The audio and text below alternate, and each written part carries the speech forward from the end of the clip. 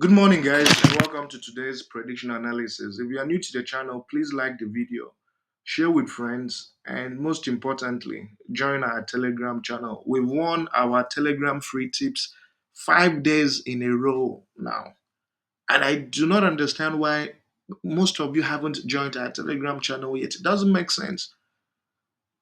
There isn't a single day we've not won our Telegram free tips. It's free to us that has won 5 days in a row now.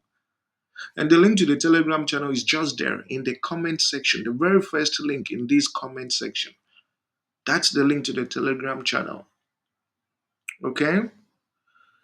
Now, talking about yesterday's games, what I'm trying to do is to see how we can win consistently. I know a lot of you need money, but it's so unfortunate that these match fixing teams have made lives much harder than it should have been. Most of you who were with me last year would remember that this was a time that we were winning 15 days in a row in the free tips.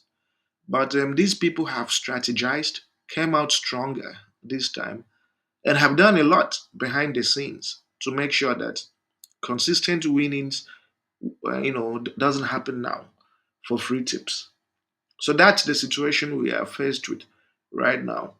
But I'm doing everything within my power to see how we can win consistently. So we won these two plus odds 2 days in a row now. We can only hope and be confident that it's only going to get better and better in the coming days. And it's interesting that a game like Nantes PSG, many people would have gone for PSG straight win. But it's very important that you people understand the need to avoid big teams that are on a very consistent winning streak. So PSG has been winning consistently. They did not need that game, right? They have already won their league. They don't need to beat these Nantes or Nantes or whatever their name is. They didn't need it.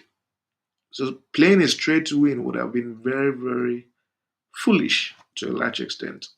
So what I did was to play PSG to do over zero point 0.5 because PSG doesn't play a game without scoring goal. They always score one or two goals every single time. So let's see how we can deliver today as well. So today we have Celta Vigo Villarreal. So this Celta Vigo team has been very, very consistent. They haven't lost or won a game by scoring or losing 3 goals in a row. They haven't. Villarreal away from home has also not lost or won a game by scoring three or losing 3 goals in a row. Head-to-head fixtures when they last met, which was 4 matches, which I mean they've played 5 times, or how many? Yeah, 4 times. Yeah, 5 times actually. In their most recent games, they didn't really win or lose 3 goals in a row for the two teams. So this is going to be a very, very competitive game. The reason this game will be competitive is because Villarreal needs 3 points to consolidate its top five Champions League survival or promotion, right? Or playoff, however you want to call it. Celta Vigo might be playing or might be eligible for the Conference League promotion or qualification if they finish top eight. I think this would be the very first time in their history or recent history that Celta Vigo would be going to a European competition. So, when two teams of this nature have something critical they're playing for, you can expect a very competitive display.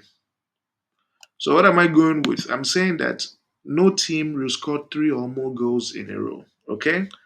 No team will score 3 or more goals in a row, and the odd is 1.25. The next fixture we have is from the Portugal Taca de Portugal. It's a cup competition involving Benfica and Taren, or whatever the name is. So the thing is, the first leg ended 5-1, 5-0. Because really, the team Benfica is playing against is, I think, from the third or fourth division. And it's a semi final, right? It's a semi final. And the truth of the matter is, this away team isn't a match for Benfica. When you even look at their head to head, okay, they haven't met before. This is their second time playing after that first leg. So Benfica will want to do everything to round off this game in the first half. They want to win this game in the very first half and just get it out of the way. So I'm going with Benfica first half win. I repeat, I'm going with Benfica first half win. So Benfica to win in the first half is 1.18. It's an option. It's an option you'll find on nearly every betting app.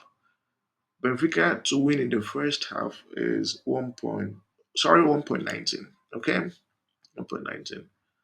So even if it's 1-0, we are good to go. Even if it's 2-0, but as long as it happens in the very first half, you can be sure. And it's something that should happen. This is an extremely weak team, this Taren, in terms of their competitiveness when compared with Benfica. So really, they shouldn't give Benfica any headache. So Benfica's trade win in the first half is 1.19. The second round of game or the third match we have here is Arsenal Crystal Palace. So the thing with this Arsenal team is Arsenal doesn't play a game without scoring a goal. Whether they go on to win or not, they always score a goal. So the last time they played a game without scoring was in February. And that was a very difficult time for them. That was when they hosted West Ham and lost 1-0. It was a very difficult game, I tell you.